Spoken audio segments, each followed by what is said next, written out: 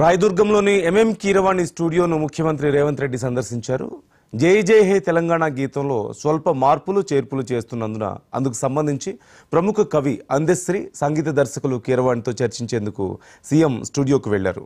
ఇప్పటి వరకు ఉన్న తెలంగాణ గీతంలో స్వల్ప మార్పులు చేర్పులు చేసే కార్యక్రమం కొనసాగుతుంది.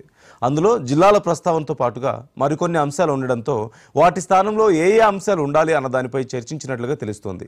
సీఎం సలహాదారు వేం నరేందర్ రెడ్డితో కలిసి వెళ్లిన రేవంత్ రెడ్డి ఆ పాటను 1-2 సార్లు విని అందులోని అంశాలపై చర్చించినట్లుగా సమాచారం. ప్రస్తుతం రాష్ట్రంలో 33 జిల్లాలు ఉండడంతో గతంలో 10 జిల్లాలు అన్నదాన్ని తొలగించినట్లుగా సమాచారం. ఆ స్థానంలో పద అన్న పదాన్ని చేర్చినట్లుగా తెలుస్తోంది.